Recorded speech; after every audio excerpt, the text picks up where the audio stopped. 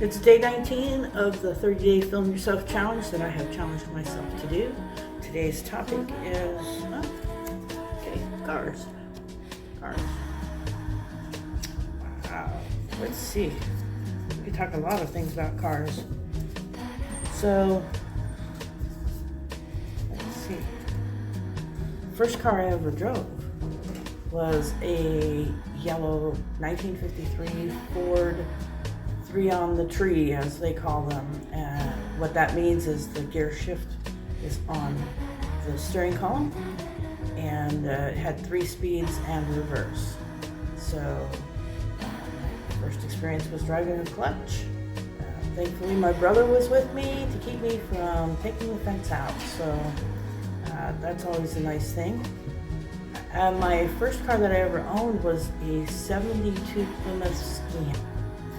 Had curved back window that when I bought it for about, I think, $200 or $300.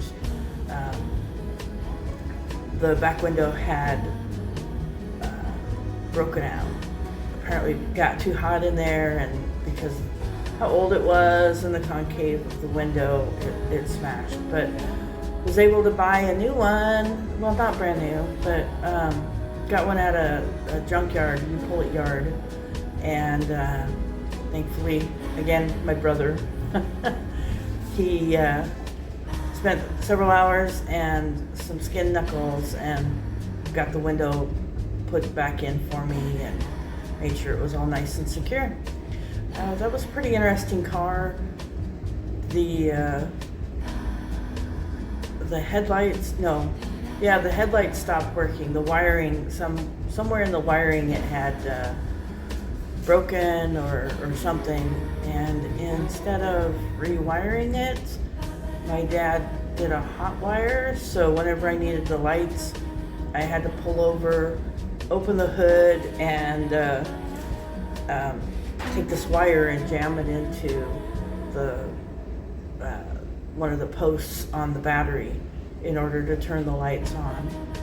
There was one time I was on a ride-along with one of the Portland Police canines, and after the ride-along was over, he dropped me off at my car, and when I got in, I couldn't get in because I had locked my keys in the car from the police station, which was a good thing.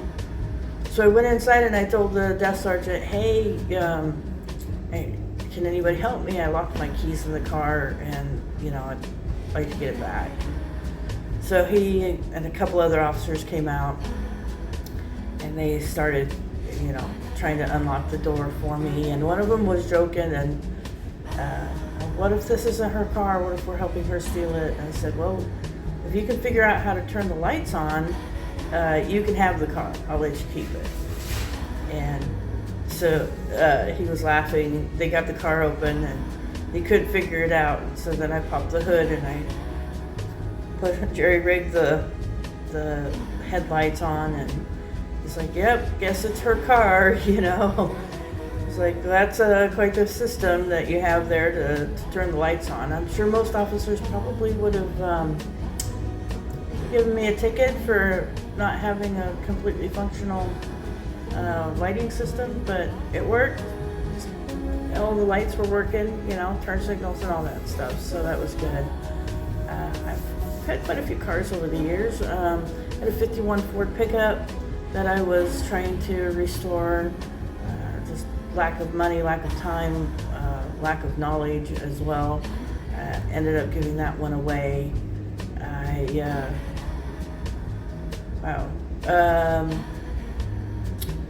Just trying to think of all the different cars that I've owned. It's been a few. Most recently I had a Chevy Equinox, which was really nice. I could travel in that and sleep in the back of the car. Prior to that I had a Ford Freestyle. That was interesting. Oh, I'll tell you about my truck. Tell you a good story here. So in 2014, I bought a 89 Ford Ranger from a friend of mine at school, and was driving that back and forth, another stick shift. And I got home late one night and parked the car, went in, like when I say late, it was like midnight, went in, went to sleep, got up at 6 the next morning, got dressed and everything, went back out, and my truck was gone. Somebody had busted the window and stolen it. Filed a police report, filed the insurance, all that stuff. I had full coverage insurance on it, so with that I was able to get a rental vehicle, and I took got me a little truck and was driving around, because I like trucks, and the rental place had a hard time getting their trucks off the lot because most people wanted cars. They were excited that I wanted to rent a truck, and they even dropped the price for me so that I could have it. 12 days in, I had a school assignment and I needed to go to the museum, so I headed out, and I was a block and a half from home, and my truck pulled out in front of me. I knew it was my truck because it still had the Columbia College Hollywood sticker in the back window and the Washington license plates, and so I actually had a police report on the car seat next to me. I got on my phone and called 911, and I said, "Hey, my truck was stolen. This is the police report from, the report number from that. I'm currently following them," and I gave them where I was at. Told him what I was driving, and the guy turned right at the next light, and I turned right behind him, and then he flipped a U-turn, and I knew he knew I was there. He was some kid from the neighborhood who knew who I was. He'd seen me around, but I don't think he was expecting me to follow him, so I flipped around and followed him, and we ended up not too high a speed of a chase, but going about 55 or so, 50, 60 miles an hour. And I was pretty much with him until he pulled out into traffic. And I wasn't willing, to risk myself to pull into the oncoming traffic. He didn't care, it wasn't his truck, right? So once I was able to pull out, and I went to where I'd last seen him, and of course he had disappeared. I took a chance. I was still on the phone with 911, telling them, where I was at, what I was doing, all that kind of stuff. And they told me to pull over and just hold on and wait. So I did. Probably 3 minutes maybe. And then the lady comes back on the line, and she's like, "Hey, the officers have your car. They have a person in custody, and they'd like you to come over to identify the truck and, make a report."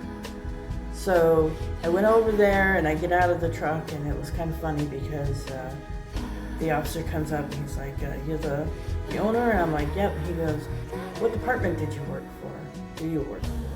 I was like, "What are you talking about?" And he said, "Well, dispatch had you patched in directly to us, so when you were giving directions, you were talking directly to us over the radio, and by the way that you talk, we know you've done this a few times." And so I told him about my work with the sheriff's office in Portland, and that I had worked with both the canines and the traffic division, so I knew a little bit about what I was talking about. And he seemed pretty satisfied with that answer. We ended up, the truck was horrible. Like, this kid had been smoking crack or hash or something in there, most likely crack, and there was a big black spot in the ceiling. Ripped out the entire dashboard, chiseled away the entire steering column covering, and we don't even know how, even with a screwdriver, we couldn't get the car started, and I didn't want to drive it home anyway, so He'd also tore up the entire passenger door. Of course, all of my stuff was gone, tossed it, and had wrecked it a couple of times by the looks of it. The front was caved in, and the sideswiped something a couple of times.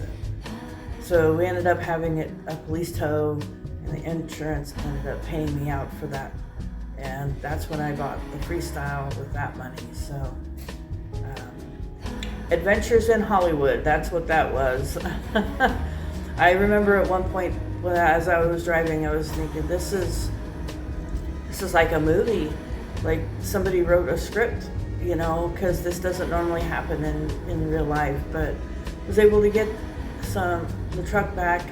The kid was like 15 or 16. I think he was 15, not quite 16 yet. He ended up spending 3 years in juvie, and they did contact me when he got out. I was no longer living in that neighborhood, but I did let my former roommates know that he was back in the area. Just, my hope is that he learned his lesson and learned some new skills, got a job, and bought his own truck. And wish him well. Anyway, that's a brief view of all the cars, the main ones that I've had, I guess. There's been a lot of them in there, but we'll talk about that again a different day, I guess. All right. If you're liking this content, please subscribe, and we'll see you in the next one.